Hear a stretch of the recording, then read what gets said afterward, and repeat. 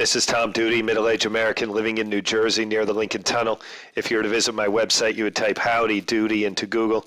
You'll find the correct spelling of the famous puppet. You then combine Tom Duty in a Google search for my site. According to Ms. Lewinsky, she and the president had a sexual encounter 2 days later, still during the government furlough, on Friday, November 17th. She was at the White House November until 8:56 p.m. She returned from 9:38 to 10:39, 9:45 p.m. A few minutes after Ms. Lewinsky re-entry, the president went from the Oval Office to the Chief of Staff office where Lewinsky worked during the furlough. For 1 minute, they returned to the Oval Office for 30 minutes. From there, they went back to the office. Approximately, Ms. Lewinsky left then the Oval Office and the ground floor before retiring to the residence, 10:40 p.m. We were again working late because it was during the furlough, and Miss Jennifer Palimari had ordered pizza along with Ms. Curry and Miss Hermnick. And when the pizza came, I went down, let them know the pizza was there, and at one point I walked into Ms. Curry's office and the president was standing there among other people discussing something. As they came back to the office, I think it was Mr. Toiv, somebody accidentally knocked a pizza on my jacket, so I went to go use the restroom and wash it off. I was coming out of the room. The president was standing in Ms. Curry's doorway and said, "You can come out this way." Ms. Lewinsky and the president went to the area of the private study. According to Ms. Lewinsky, there, either in the hallway or in the bathroom, she and the president kissed. After a few minutes, Ms. Lewinsky recollection, she told him that she needed him to go back to the desk. The president suggested that she bring some slices of pizza. A few minutes later, she returned to the Oval Office in the area where the pizza. Miss Curry, that the president had requested, Ms. Lewinsky testified, opened the door and said, "Sir, the girl's here with the pizza. He told me to come," and Miss Curry went back to her office, and then they were back into the study again. Several witnesses confirmed that when Ms. Lewinsky delivered pizza to the president, that might be two of them were briefly alone. Ms. Lewinsky testified that she and the president had a sexual encounter. During his visit, they kissed, and the president touched Ms. Lewinsky's bare breasts with his hands and his mouth.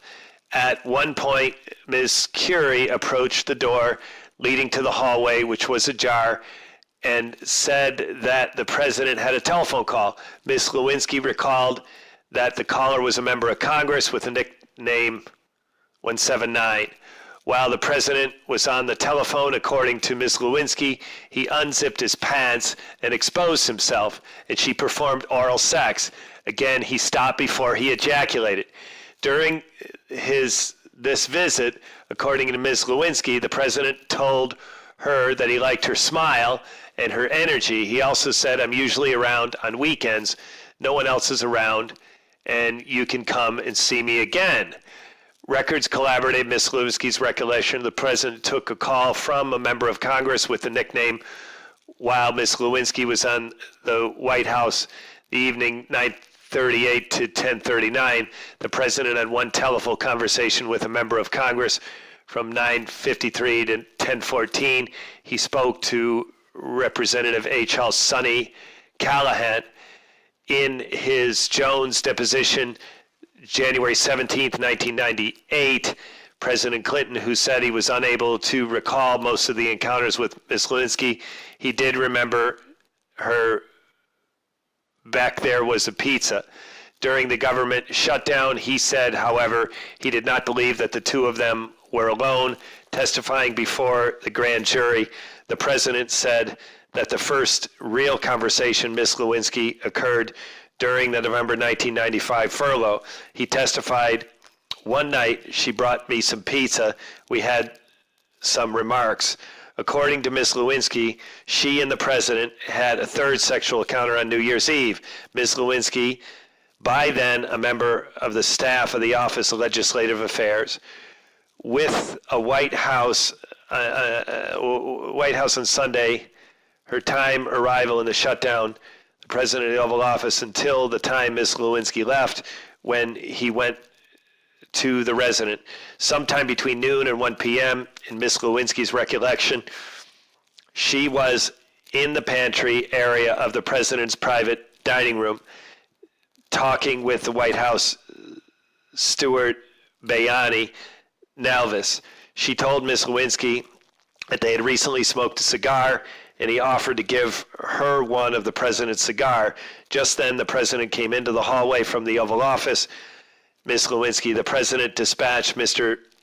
Nalvis, delivering some to Mr. Panetta. According to Ms. Lewinsky, she told the president that Mr. Nalvis had promised her a cigar, and the president gave her one.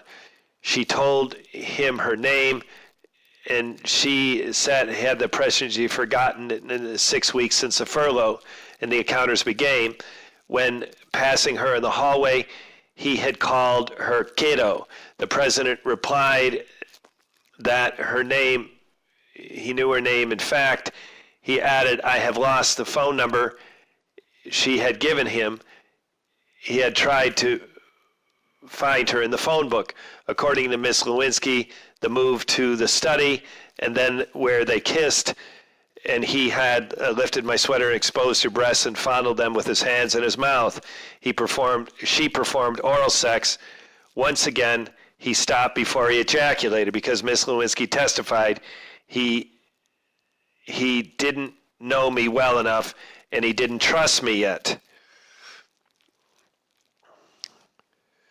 According to Ms. Lewinsky, a Secret Service named Sandy was in duty in the West Wing that day. Record shows Sandra Vienna on duty outside the Oval Office from 7 to 2.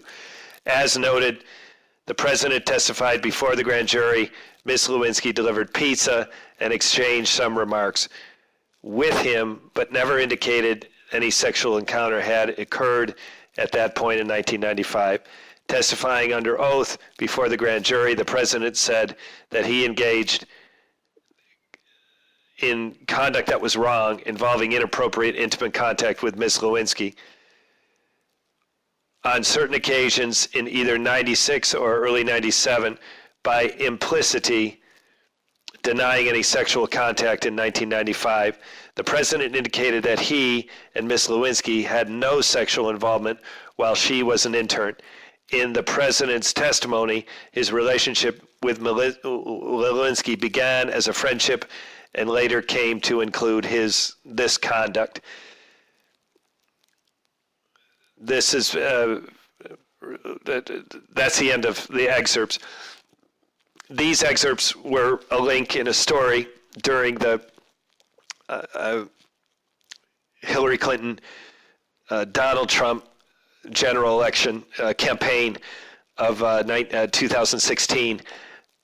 Whether they're fresh cuts and who did the cuts, I don't know. I followed the link, copied and pasted text, and put it into my own text file and read it. I have lost track of who to credit for these excerpts. Of course, the Starr Report is famous. It was a funded, Congress-authorized investigative report with General Investigator Starr. I don't know if that was his name, but his last name is spelled S-T-A-R-R. And these excerpts were from a very long government report. This has been Tom Duty, middle-aged American living in New Jersey near the Lincoln Tunnel. If you were to visit my website, you would type Howdy Doody into Google. You'll find the correct spelling of the famous puppet. You then combine Tom Duty in a Google search from my site. Thank you for listening. Have a good day, good evening, a restful night's sleep. Ciao.